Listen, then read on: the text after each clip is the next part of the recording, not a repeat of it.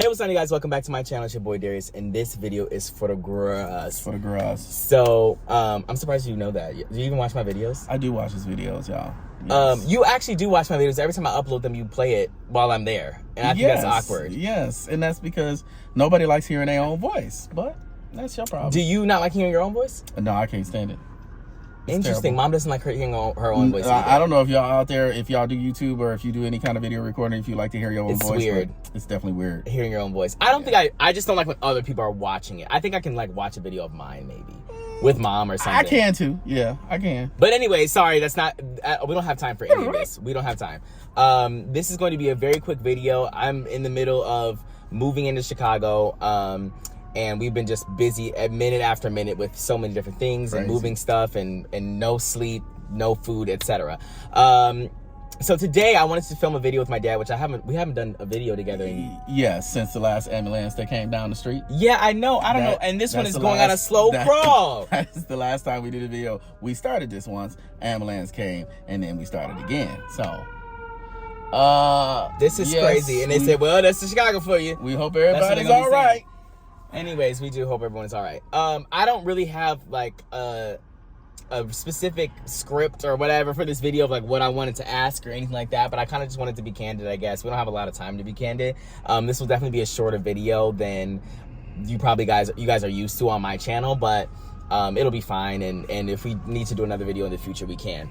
So basically, I wanted to do this video to talk to you kind of about your experience with me from birth until now, which again, we only got 20 minutes. 20 minutes, birth until now. That's, woo. Yeah, I know. It's a lot. It's like a minute a year. This is about to be an MCU fast forward. It is about to be an MCU fast forward, a time skip. So at this point in time, which in real time, I have not posted my coming out video yet. Right. But my dad obviously and my mom too know that I'm gay. So when did you, I feel like I'm just getting right into it like I'm Oprah. Let's hop in, let's jump in. When did you know before I told you? Honestly, you know, without making a long story super long, I think that, you know, your mom and I knew probably, you know, your kids, y'all. I mean, you don't know, but you have like an idea or thoughts about things. Probably, I would say 5, 6. Okay. Yeah, about 5, really, 6. 5 or 6. So yeah, was I in school yet? You were in school, but it wasn't so much about school. It was just, I think it was just differences in mannerisms. And so we did a lot of, you know, reinforcement of what our beliefs were, you know what I'm saying, at the time. And so I think it was just it was just slight things, nothing that was like pronounced or that you knew. Really? Like, what was it? Just my mannerisms, or was I like interested in things that you didn't think that I should be interested in, or what? Yeah, like I think you had more of an affinity to the longer hair. Remember, your hair was long and you liked that, and it was just certain things. I think you had tried on your mama's shoes at one point. Okay, I don't remember any of that. Yeah, like, so it was just certain things that we were like, you know, just in the back of your mind you think about, but you don't really know, so you don't really think about it in detail. So I think it was just things like that. So did you and mom ever have a conversation like, oh, have you noticed this or that, or what? I mean, you probably don't remember if you've had a conversation. No, honestly, I don't think it was a conversation. I think it was just kind of like both of us noticing things. You know, and I don't know if we had a conversation about it per se, but we definitely were like reinforcing certain things that we thought should be reinforced at that moment. You know what I'm saying? Like, okay, this is how, because I remember about your mom used to say, well, this boys like this and boys do that, you know. It was a lot of stuff like that. I don't necessarily remember her saying that, but I do remember you and her saying, like, when I got a little bit older, that probably like boys are supposed to like girls or whatever. Like but I never thought anything. I don't even know why I never thought anything of it when you guys were telling me that. I would just go, yeah, okay. And what about it? Yeah, because I wasn't thinking about liking anybody at that point. Right. So like, that's what I'm saying. It really wasn't about anything that you could pinpoint and say, you know, this is this. It was just little things at that 5 or 6 time frame that sort of like became a little bit more prevalent at 8. You know what I'm saying? We way before you probably knew, we already had figured. And I think that's true for a lot of people. Right. You know what I mean? Family wise. Yeah, because I didn't know until I was older, like probably 12 or 13. Do you remember what age I was when I actually told you? Because I was trying to film my coming out video and I don't remember the exact age. If it was like 11, 12, I know it was 11, 12, or 13. One of those two. It was like in middle school. Yeah, and I think it was 12 or 13. No, yeah, it was post 12 or 13. Because I found out at that age. It was probably 13 or 14. Yeah, I don't remember something like that. What the time frame was exactly. Maybe 7th but grade. I just remember like a little bit of the conversation. It was like you didn't know 100%, and you were like, I'm kind of 50-50. Yes, you know. I do think that people say, or I think that at that time I was coping with the fact that I was just finding out myself in the prior year or two or whatever. Again, being 11 and 12, it's really hard to go through puberty, and then also I'm going through puberty in different ways than everyone around me. So I don't know I don't understand. I had no representation. I didn't understand what being gay was. I didn't have any gay people in my family. I didn't have the idea of being gay. I didn't know any of that. So I had to figure out on my own. And that's why in the beginning I was with you and Mom saying like, oh, well, I don't like, I think I told Mom that I was like 70% or 80% like gay, and I like might like girls 20%, and that was actually just not true. I don't know if I knew at the time that it wasn't true. Yeah. But it didn't turn out not to be true at all. And there were girls that I liked, like as in like I thought were pretty, but that was it. I have never ever had an attraction to any woman at all. Oh wow. And I think and I always thought it was very interesting, like, but when you're young, you're not thinking about attraction to anybody at all. So especially at that age. Yeah. I think more so like, later, 13, 14 is when you really start to figure out where your attraction lies. I think. At 10, 11, 12, like. Yeah. I wasn't even thinking about anything at all.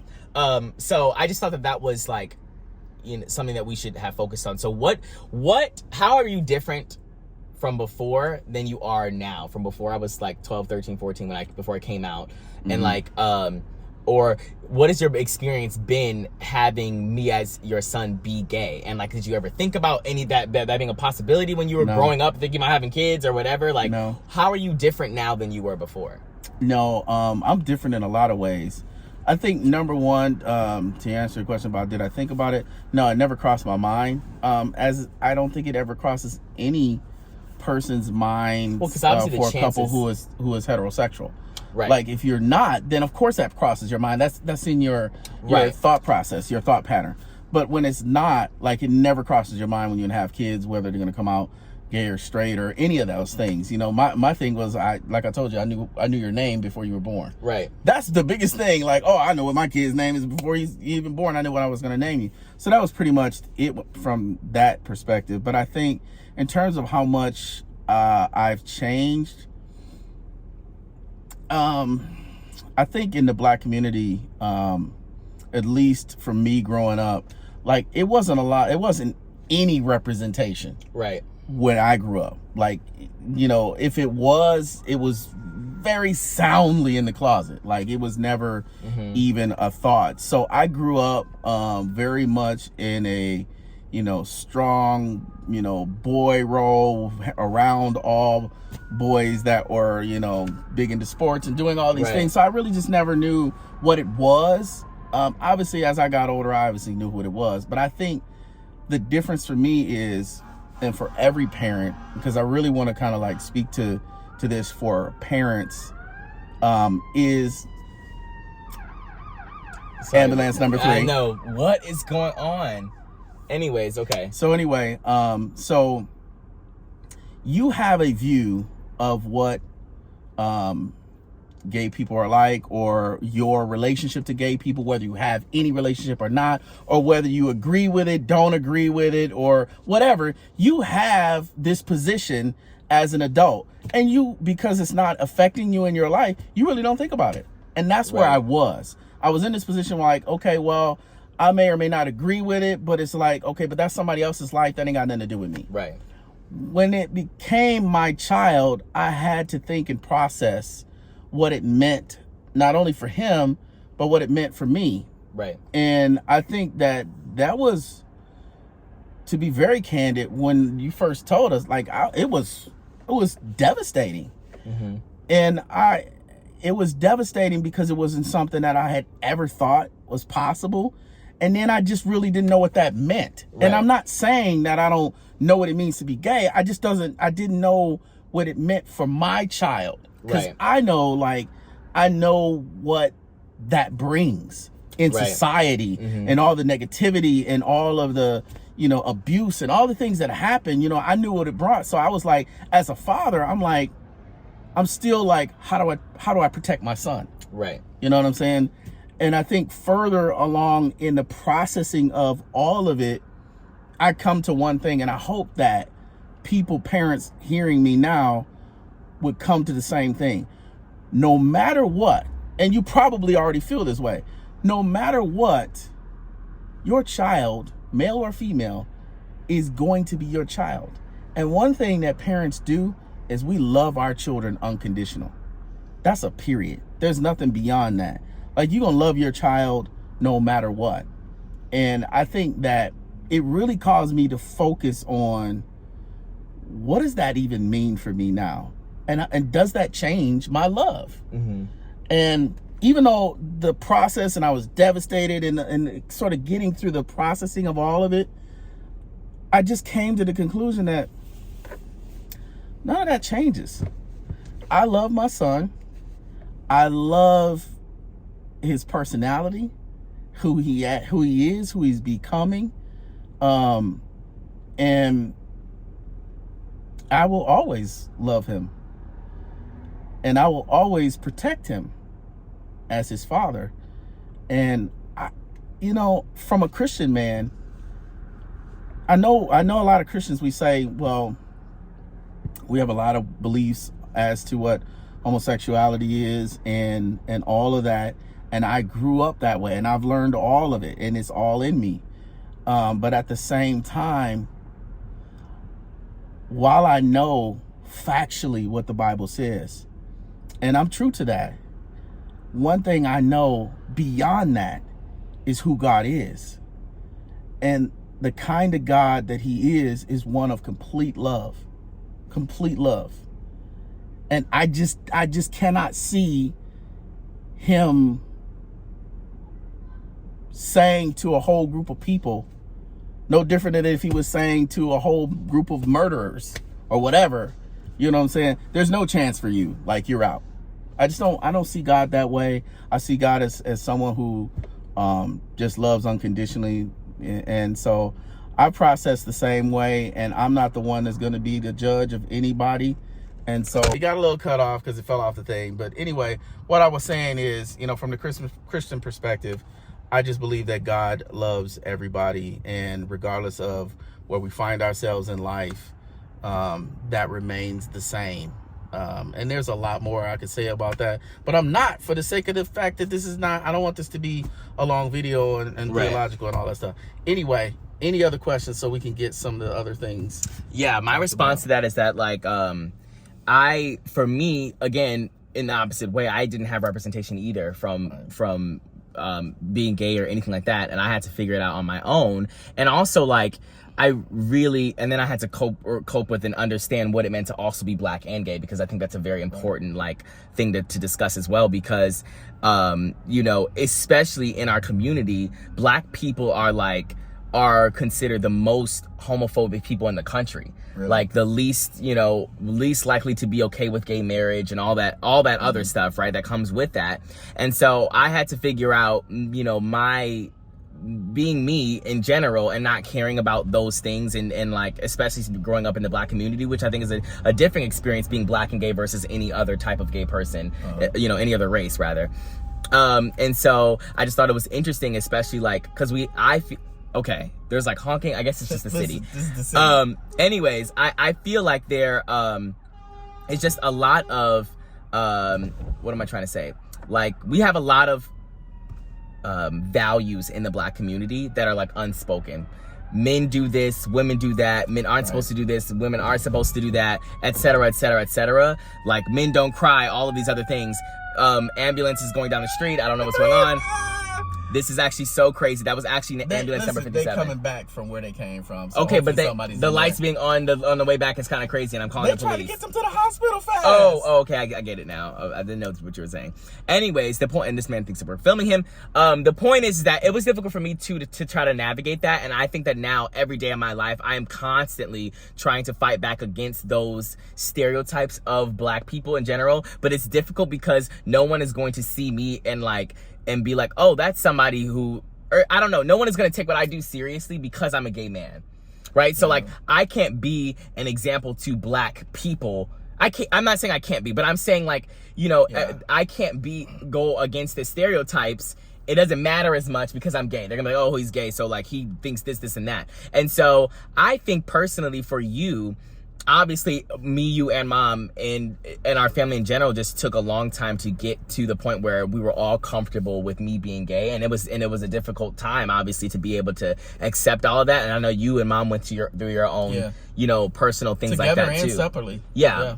And so, but I do think that the way you guys handled it was very different than a lot of Black people. I was extremely lucky because a lot of Black people who are gay and they grow up in their family, they either get kicked out or they get cursed out. I've seen videos online of people who are went through the same thing that I was going through. And a lot of times, honestly, if we want to talk about, like, everyone is always upset about the whole like DL culture in Atlanta and wherever, and it's only existent in the Black community in the way that it is because of Black people. If you do not give men or anybody the space to be who they are, they're going to hide it from you. Yeah. Period. So like, don't get upset when there are men who are quote unquote DL and they can't be out. And women are like, well, man, this and that, and the men, blah, blah, blah, blah, blah. I'm not saying that each woman is like, it's their fault, but I'm saying it's our community. Yeah. You know, like we aren't able to give that space for those men, and so they grow up in toxic masculine homes and anti-gay this and that, and they can't be out themselves. So all that to say, I was able to do that from an early age, even though I didn't like ask for her permission to do that or whatever. I just kind of did it. But it could have went way worse in my life because I've seen a lot of times that does happen specifically in the Black community. So in my coming out video, I haven't edited or filmed it yet or like really filmed the second part of it. But I hope that you understood what I was trying to portray across. In the video, I wanted to talk about why people are gay and gayness in the Black community and all those things, because I think it's really important for us to have these conversations and talk about them, because one day it will be you. One day you're gonna have a gay child and you're not gonna know how to navigate it, because of all the things you've been taught your entire life. So I'm trying to think of one final question I can ask you, because that was kind of my 2 cents on the whole thing, just a really short bite-sized thing. Let us know if you want to go in depth in another future video. While you're thinking about that last question, let me just speak on what you were talking about. I think men and women in general, I think you just need to figure out, we have to make it up in our minds that we're going to be who we are, period. You're going to be true to yourself. You're going to be authentic. And just be who you are, because not being who you are hurts people. Not only is it hurting you because you feel as though you can't be who you are, but it's also hurting the people who you're not being real with. You know what I'm saying? Because people have real feelings, and people are getting into relationships and having these real feelings with people who are not being true to who they are. And then one day they wake up and they either get outed, or they become, they say, well, now I'm going to be my authentic self. And now to whoever it was that you were representing yourself as someone different, now all of a sudden they're going through pain. They're going through trauma, because you weren't who you really were for all of the years that you were having a relationship with them. So I just say out the gate, I understand the difficulty in it, but man, times are changing. So just be who you are, and therefore, you know, you can find the person that's going to be meant for you and not hurt people. Right. That you find yourself and it gets bad to the point where, and this is in all races in the country and abroad, it gets where people like end up marrying someone of the opposite sex, having kids with them and all this other stuff. Right. And then you have to get divorced down the line, and it's not worth it for anybody involved. And I'm not taking off any blame on those people who are dragging these people into their lives and being not their true selves. But my point is that we have a lot of work to do in our specific community, and like I think that a lot of things that we see are based off of the way we approach this topic, and we're never gonna get better unless we start change it from the ground up. Like, we have to restart this whole thought process, and otherwise it's just not gonna work. I didn't think of a last question. I think so. That, you know, because of the Black culture and because of the fact that there's a lot of our culture that has been, you know, grown up in religion, that feeds into the way that we think about these things. Right. And I think that we need to start thinking more about loving people rather than judging people. There is a time and a place and someone to judge all of us. But we should just think about loving people for right now, because that just, I mean, you see all the stuff that's happening to people, all the bad stuff is because people feel judged. Then they go and do something to themselves, or they go and put themselves in situations where they get hurt, and it's just not necessary. That's my cap on that. So yeah, it was an experience, a journey for us that took some time. So if you're a parent and you find yourself in this situation, it's years and years. Don't short yourself on the process. Take the time to process your feelings about it. Talk to people about it if you have people in your circle that you can talk to.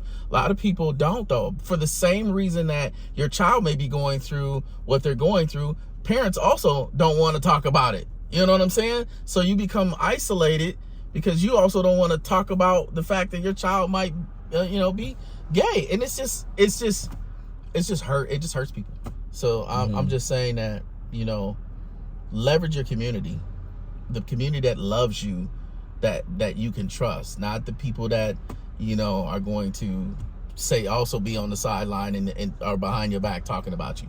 So, and also one of the things I want to say, this one last thing, to parents, it ain't none of y'all fault if you feel like you did something to make this happen. That's not how that works at all. But I tell you that in the processing of all of it. I know. I'm saying that's not how it works. No, it's not how it works at all. People become gay at all. It's not how it works at all. But I'm telling you, like, in the process of going through it, you definitely go through this. Right. You know, the whole range of everything. Yeah, you know what I mean? Yeah. It's almost like a grief pattern. Like you trying to figure out what happened. Right. So I would just say take the time and space to process things. Start from a position of love and stay in that position. And then lastly, just, you know, it's not your fault and it's nobody's fault. It's not a thing of fault. Right. Period. It's not a thing about fault. It's not about fault. So that's it. Yeah. I definitely would have loved to have this be a longer conversation, but we're running out of light. You know, in Chicago, it gets dark at 3:30 p.m.